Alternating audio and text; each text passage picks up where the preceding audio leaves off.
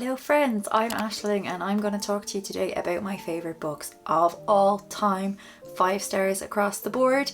So let's get cracking. The first book is one that you've heard me talk about on this channel numerous times, and that is Foster by my beloved Claire Keegan. So Claire Keegan is an Irish author known for writing really short novellas, sometimes short stories. This is probably my favourite book of hers if I had to choose. So in this one in particular, we follow a young girl and she is sent to live with some distant relatives that she doesn't know, is not familiar with, is not comfortable with, while her mother is preparing to have another baby. Something that I found really unusual about it is that we're not told why she in particular is sent, because she has other siblings living in the house with the parents as well. But anyway, off she's whisked away to rural Ireland to stay with an older couple. It is that simple. So she stays in a house in the middle of the country, and something about this for me is so nostalgic as somebody who spent a lot of time roaming the fields in rural Ireland as a child. There's kind of evidence of this girl coming from a home, not where she's neglected necessarily or abused or anything like that, but she's just not quite receiving the love that she maybe really craves and definitely deserves. It's a very quiet novel. I can't say that much actually happens in here, but I think that really just adds to the beauty of it. I love a character-led story, and this is definitely that. If you're not into a story that's kind of a bit of a nothing story, then this isn't for you. But for me personally, I just found it so beautiful in its quietness. There's definitely an underlying sadness in here as well, and there's just something really beautiful about the relationship that she builds with the people that she's staying with. And also I love the references to the landscape. I just think Claire Keegan has such a beautiful way of writing. She is somebody who writes and she spares no words. Every word is really thought out, put in place. She doesn't allow for superfluous language, and there's something really beautiful in that simplicity, and the simplicity of the writing really matches the simplicity of this story. If you're interested, also there is a film that's been made of this book called On Colleen Kewen, or The Quiet Girl, which I also absolutely adored.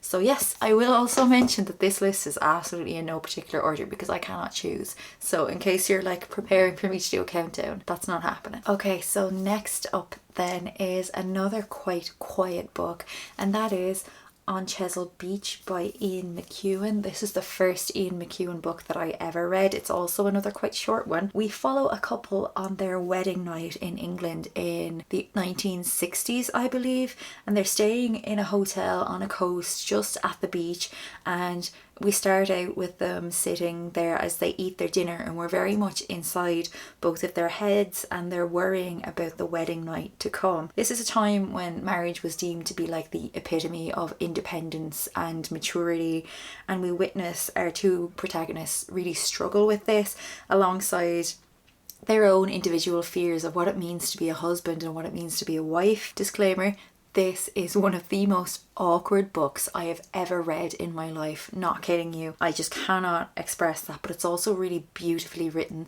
He's such a good writer. This story is so poignant, and honestly, and obviously because it's on this list, I just feel like this book is so perfect. We witness flashbacks into their relationship as they're starting out, as they get to know each other as well, and then obviously we're in current day, but we also follow along as their lives move on into the near and distant future. There's also some really great representation in this novel for something that we don't see written about all that often, and especially not when this book was written. I'm actually not sure when it was published. 2007 possibly. At that time especially, one of the themes in this book was just not something that you would really see written about, and you don't see written about too much even in current day. This novel is kind of devastating. You might notice a theme in this list, but the last page, I reread it countless times, and I don't do that very often. Normally I just kind of read a book and put it down, but I just reread that last page a few times and just broke my heart time and time again. Completely did break my heart, but in the absolute best way. I loved this book with my whole heart. Next up then is another historical fiction novel, and this is a novel that's set in the early 1900s in Korea in the beginning, and this novel of course is Pachinko by Min Jin Lee. I will say, when I finished this book I didn't actually give it 5 stars, but I mean about 2 years later I bumped it up to 5 stars because I was still thinking about it it. So we follow a young girl named Sunja in Korea, and she meets a wealthy stranger on the seashore near her home, and he tells her everything that she wants to hear. She is absolutely enamored with him. She gets absolutely swept away by him. He comes and goes, and then of course inevitably she falls pregnant, and then she learns that this man isn't perhaps everything she hoped he would be. So instead of being bought essentially by her lover, she ends up marrying a lovely gentle minister who's passing through on his way to Japan, and this sets off a series of events that echoes down through generations. The language of this novel is incredibly rich, and the story itself is really moving. It's a multi-generational saga, and I love a multi-generational story. It deals with love, with sacrifice, with ambition, with loyalty, with hope, and with race, of course, and there's war, and it's an incredibly bittersweet story about things that we sacrifice for the people that we love, and then having the strength to follow through on those choices and those sacrifices. We're also set against the backdrop of this war against two opposing nations, so there's a constant struggle going on in the background here, and I learned so much about kind of Korean and Japanese history from this book, and then subsequently went ahead and looked into it more myself, which is incredible for somebody who wouldn't consider herself much of a history buff, and I don't have just that much interest in history in general, which is strange for somebody who really loves historical fiction. As I've mentioned, this is such a rich novel. It's really well researched. It's just so rich in Korean history. There's a lot of struggle in this book. It's not an easy read, but there's also so much hope and so much resilience. The relationships between the characters are so well written. The relationship dynamics are so believable and so beautiful, and I absolutely adore this one, and I just feel like it deserves all the hype and all the stars. Next up then is, surprise surprise, another historical novel, and that is The Night Watch by Sarah Waters. So this is the first Sarah Waters book that I ever read, and I've read a few at this stage, but I think this one is still my favourite.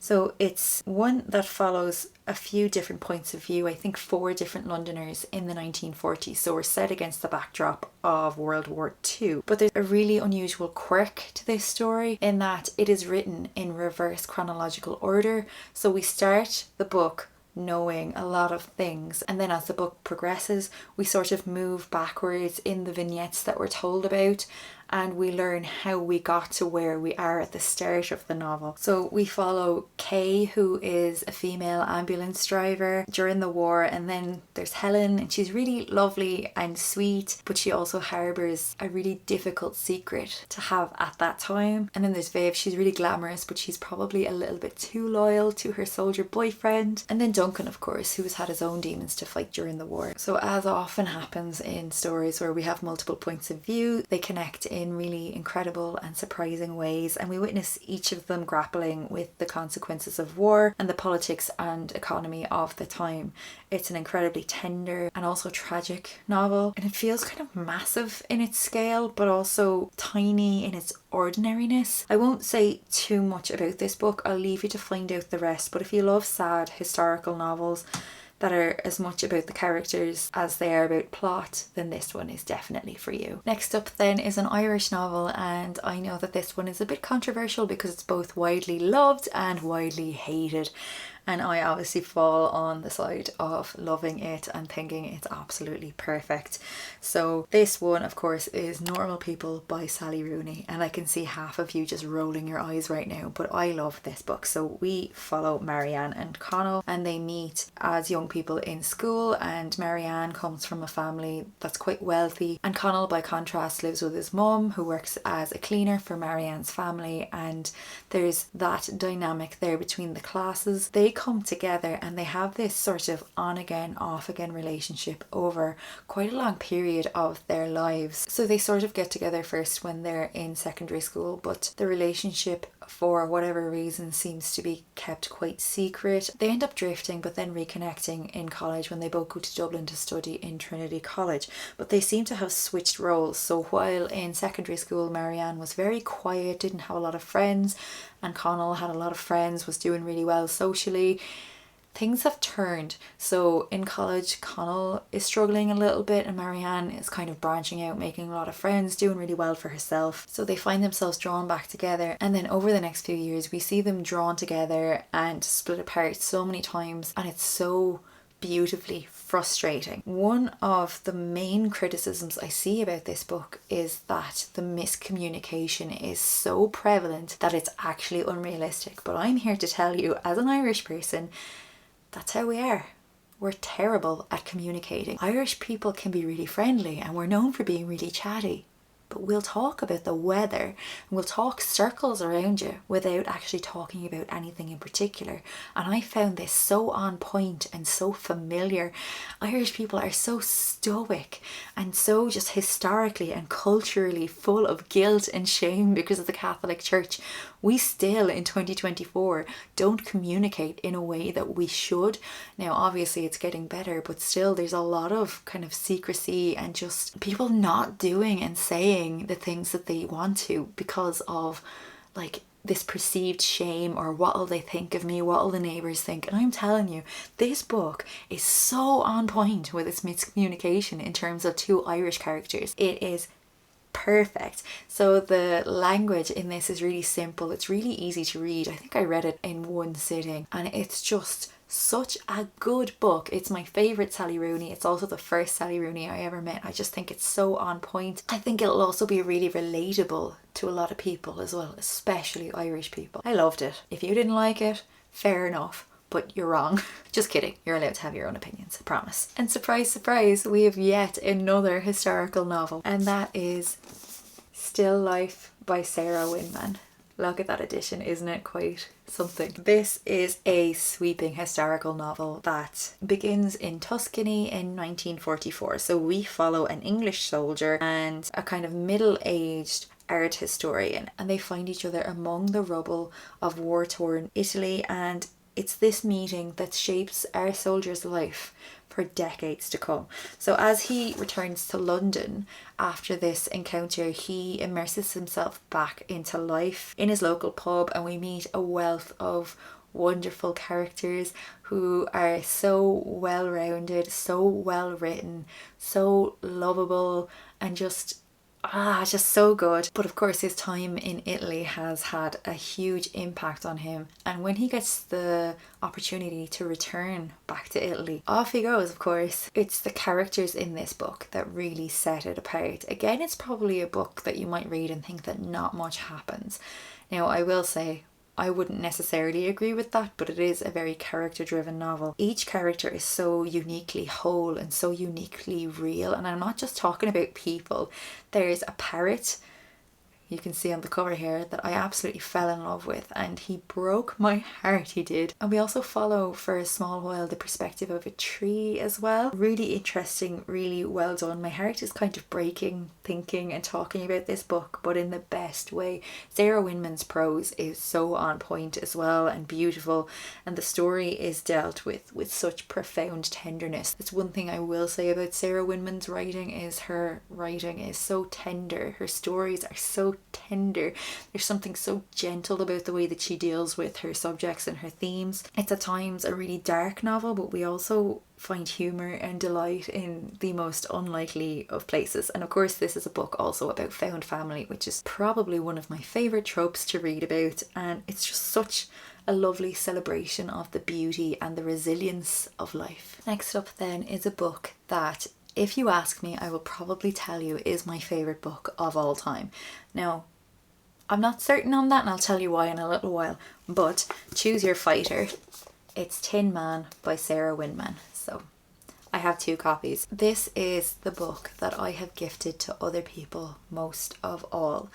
I love this book and accept no criticism of it. It's another quite short one. So I read this book at the start of 2018 when I was going through probably the most difficult thing I had ever gone through in my life. I was basically stuck in my bed for 3 months and was really lonely, really afraid, didn't know where my life was going to go, struggled with finding hope for myself, really was having a bit of a shit time. And so I asked my mom to buy me this book. when she was out and about, I had heard really good things about it, and it just rekindled something in me. And I really feel like in many ways I found this book at the exact right time, because there's a hope in here that I couldn't find within myself, but it was in this book, and it just absolutely rekindled my love for reading in a way that I hadn't had since I was very young. But anyway, I'm rambling. What's the book about? We follow some boys who meet in Oxford when they're, I think, about 12 years old. So we have Ellis and we have Michael. The tagline to this book is, "This is almost a love story," and I feel like that kind of encompasses the whole book. So Ellis and Michael, when they meet, they traverse the streets of Oxford, and they're both learning how to live in a world that seems almost too harsh to be bearable. We fast forward in time then to when they're adults. In the beginning we're following Ellis's perspective, but Michael is nowhere to be seen. Relationships are absolutely the focus of this story, and Sarah Winman is again just unbelievably adept at writing about the ease and the difficulties of our connections with other people. It's a really quiet, poetic novel. It's also quite short, as I've mentioned, but within those few pages we read and we feel so heavily the quietness and the sadness of ordinary lives. One of the things that I love about reading is how you find and develop this empathy for other people, for other people's stories that you didn't even realize that you had. I will mention there are no quotation marks in this book, and I know that that's something that drives some people mad, but it didn't bother me, to be honest with you. I didn't even notice. I just found it flowed really well. It didn't detract from the book for me in any way at all. I genuinely believe that this is an absolutely perfect novel, and it will stay with me in my heart, I think, till the day that I die. I absolutely adore it and I love it, and I'm afraid to reread it in case I don't love it as much, but I think I will, and I probably will reread it sometime very soon. Next up then is another novel that I read at that time immediately after Tin Man, and that is The Goldfinch by Donna Tartt. Now, I believe The Secret History is probably Donna Tartt's most well-revered and well-loved and most talked about books, but for me there's something very special in this book.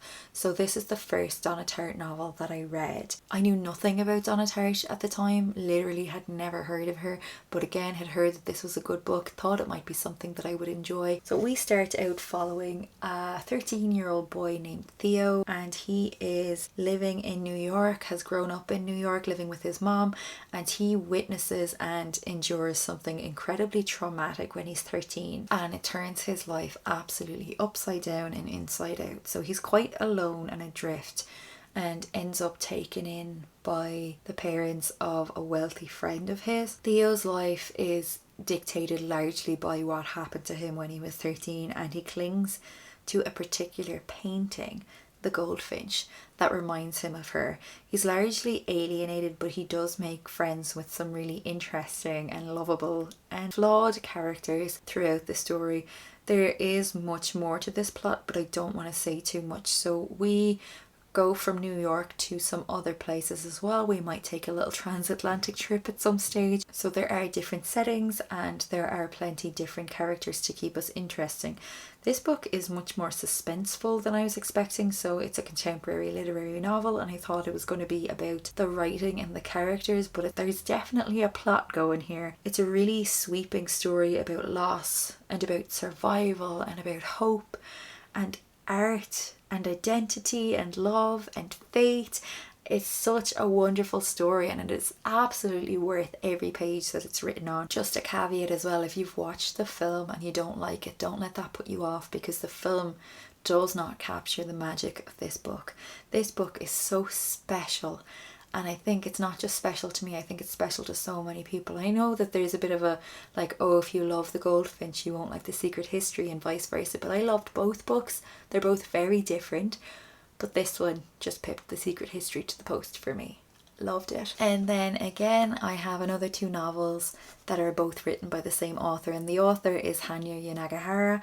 The first book I'm going to speak about is her latest novel, and that was To Paradise. Before I read this book I had two very vague ideas about it.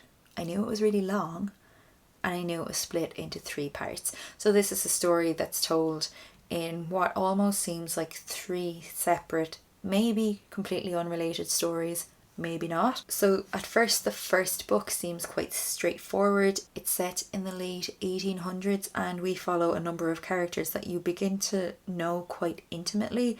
I loved this first section and was really excited to see where they would go in the next section. So I thought the next section would be the same characters chronologically moving on into like middle age or whatever. No.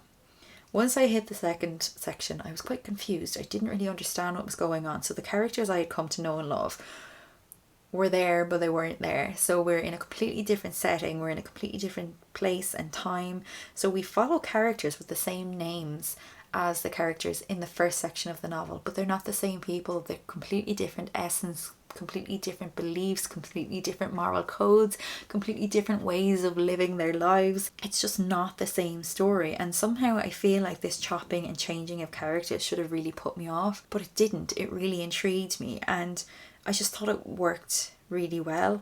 Across the like expanse of the book, I found myself piecing together different parts of the story and seeing subtle nods to the characters. So say David in the first section was not the same David in the second section, but sometimes you'd see something and you're like, is that the same person? Is it not? It's a little bit confusing, but I really just loved that intrigue. And then of course the third section again is completely different and we move sort of into a dystopian future, and it's a long book, like hundreds of pages, and it's intimidating to start into. But aside from the section in the middle, I didn't love the section in the middle. I sort of felt like maybe it dragged a little bit. Now in saying that, it definitely has a lot of merit to it as well. I'm not writing it off, but I found it moved maybe a little bit more slowly than other parts of the story. To Paradise reads as 3 different stories, but also as one story. It's sort of difficult to explain, but here we are. There's so many characters, so many stories, so many emotions going on here, and this was the first Hanya Yanagihara book that I had read, and I just felt like there was a true master of storytelling at work here. Mostly I forgot that I was reading, and when I wasn't reading I was making an excuse to go pick up my book again. For me, my favourite part of the book was the third section, which does actually account for about half of the page count. Between the characters and the setting and the story, I often found myself thinking that I could have just as easily been reading like something written by Ishiguro or Murakami or another author like that. It's dystopian, it moves quickly, but it still takes its time kind of filtering the information to the reader, and you actually kind of have to work here to try to figure out what's actually going on between the 3 different stories, but also what's going on within each individual part. There is some ambiguity in here, but I just, for me, found it felt like it worked, and it made me think about it a lot more and made me sort of mull over it when I wasn't reading. And I just didn't find it frustrating or confusing in any way. I just sort of went with it. The suspense at the end of the novel, oh my word, it had me so incredibly uneasy. I don't think a book has ever gotten me so tense in my life, but it managed it with such tangibility. This one was just an easy 5 stars for me personally. And I did have to think about it because I was like, is it 5 stars if I found the middle section dragging? But I couldn't give it anything less. And then last up, but certainly not least, and if you've been here a while, certainly no surprise, A Little Life by Hanya Yanagihara. So as I mentioned with Tin Man, I did say that I would have always said that that was my favourite book since I read it. But then I read this in September of last year, and I feel a little bit conflicted because I loved this, and sometimes I think it might be my favourite novel of all time. But then Tin Man as well, so who knows. But those are my 2 favourite books of all time, in case you're curious. So in this book, which you've probably heard of, and you've probably heard a lot of things about as well, we follow 4 friends who meet in college, and we follow them through subsequent decades of their lives. So it's mostly set in New York. And what I really loved about this is that New York almost feels in this book like it's another character.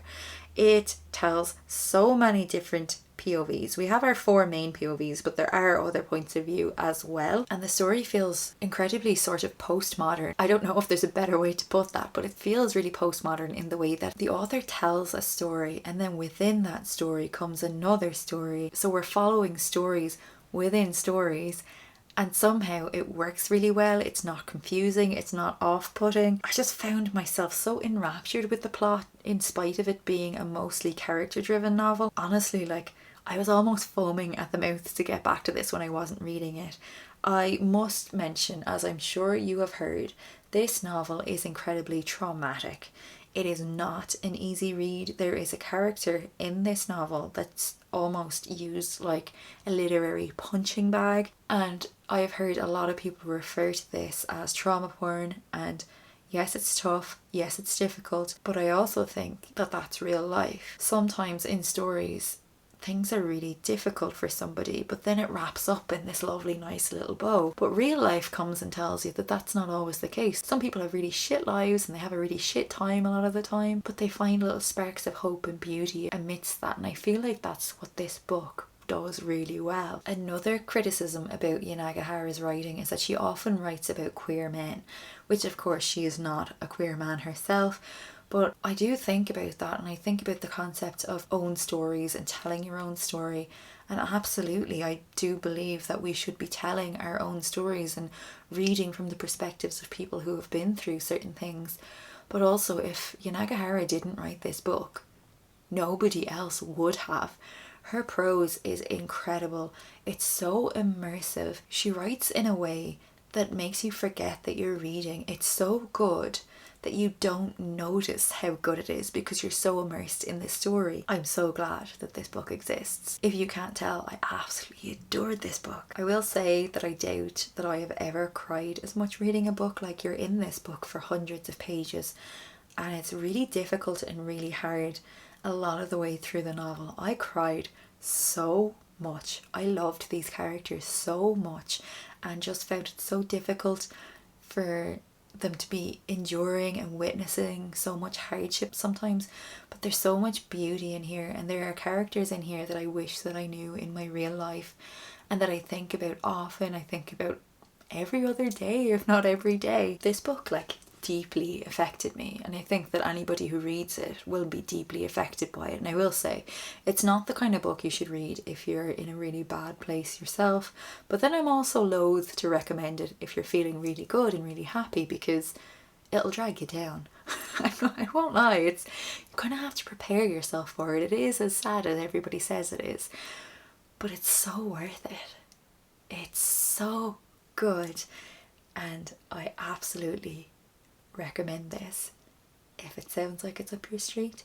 If not, let it pass. Just because there's a lot of hype around a book doesn't mean that you have to read it if you don't feel like it's for you. And that's all I'm going to say about that. So that is that. Those are my top 10 favourite novels of all time. You will notice that they're all either historical fiction or contemporary fiction. They're all literary, and I do read and love a lot of fantasy and a lot of sci-fi as well, but for some reason I think I just love books that make me sad or affect my emotions quite profoundly. So maybe if you're not into sad books, don't take me up on any of these recommendations. Otherwise, I really want to thank you as ever from the bottom of my heart for watching and for just engaging with me, for being here and for giving me time and your energy. It baffles me, it blows my mind, and I'm not just saying that, I really mean it. I'm so grateful for this little channel and that there are people out there that want to listen to me talk about my silly little books. Let me know if you've read any of these books, what you thought of them. Did you like them? Didn't you like them? I am open to criticisms on these books, but you probably will not manage to change my mind. I feel like these are books that have somehow settled inside me and in some ways made me who I am, so there's that. Also, if you want to tell me your favorite book of all time, or if you can't choose, maybe your favorite few books of all time, or your favorite book that you've read recently, if you really can't choose, let me know in the comments below. Otherwise, thanks so much again for watching, and I'll talk to you again in another video next week. Bye bye.